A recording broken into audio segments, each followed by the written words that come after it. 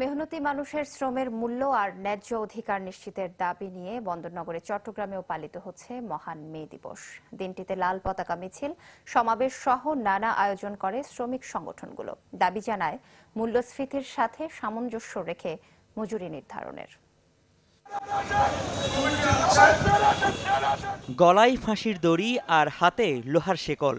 মহান মে দিবসে নিজেদের অধিকার আদায়ে চট্টগ্রামের টাইগার পাস এলাকায় শ্রমিক সমাবেশে এমন প্রতীকী সাজ পরিবহন শ্রমিক নূরে আলমের।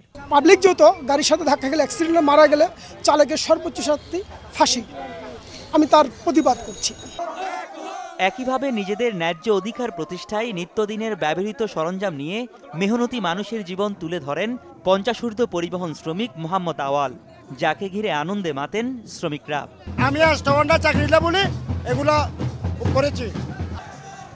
মহান মে দিবসে চট্টগ্রামে পরিবহন শ্রমিকদের সবচেয়ে বড় জমায়েত হয় নগরীর বিআরটিসি এলাকায়।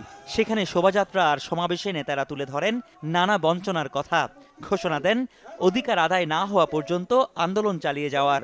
বাংলাদেশের 70 লক্ষ পরিবহন শ্রমিক এখনো কিন্তু তাদেরকে শ্রমিক হিসেবে স্বীকৃতি দেয় নাই, তাদের নিয়োগপত্র নাই, তাদের কোনো পরিচয়পত্র নাই, তারা দিনমজুর হিসেবে কাজ করে। সারপ্লাস শ্রমশক্তির কারণে আমাদেরকে বেকার করতেছে। যে বেকার করতেছে, আমরা সেই জন্য এখনো সেই আন্দোলন দাঁড় করাতে পারি নাই। সেই আন্দোলনের লড়াই চলছে। আমরা আগামী আন্দোলনে শ্রমিকদের দাবি আদায় করেই আমরা ঘরে ফিরবো। যতক্ষণ আদায় হবে না ততক্ষণ আমরা রাস্তায় থাকবো, প্রয়োজনে মৃত্যুবরণ করব, তবে শ্রমিকদের দাবি আদায় করে আমরা যাব।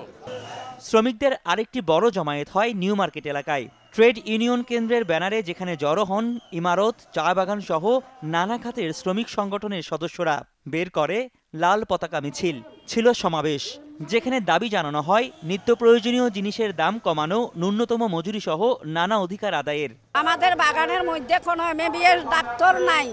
আমরা ওষুধের জন্য ডাক্তারের অভাবে মেডিকেল রোগী আনতে না পারলে আমাদের রোগী মারা যায়। স্কেল থেকে আমাদের তো মজুরি কম, আর বিভিন্ন জায়গায় ধরেন আমরা শ্রমিকরা নির্যাতিত হচ্ছি। ধরেন বিভিন্ন মালিকে আমাদেরকে কাজ করাবার পরে ধরেন টাকা পয়সা নিয়ে খুব হেনস্থা করতেছে। আমাদের শ্রমিকের ন্যায্য পাওনার মাস, আমরা এইটা নিয়ে আন্দোলন করে যাব, আন্দোলন চলতে থাকবে। শ্রমিক নেতাদের দাবি, চতুর্থ শিল্প বিপ্লবের যুগে সংখ্যা আছে শ্রমিক ছাঁটাইয়ের, এজন্য সকলকে সোচ্চার হওয়ার আহ্বান নেতাদের। চতুর্থ শিল্পী বিপ্লবের প্রভাব পড়ছে এবং এটা আমাদের এগিয়ে যেতে হবে, কিন্তু তাতে প্রচুর শ্রমিক বেকার হবে। তাইলে প্রধানমন্ত্রী যে ঘোষণা করেছেন স্মার্ট বাংলাদেশ হচ্ছে স্মার্ট শ্রমিকের লাগবে। সেই স্মার্ট শ্রমিকদেরকে তৈরি করার দায়িত্ব মালিকদের, সরকারের।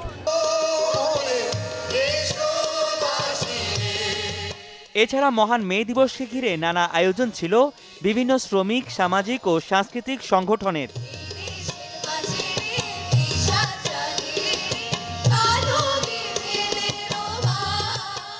রনি দত্ত, চ্যানেল 24, চট্টগ্রাম।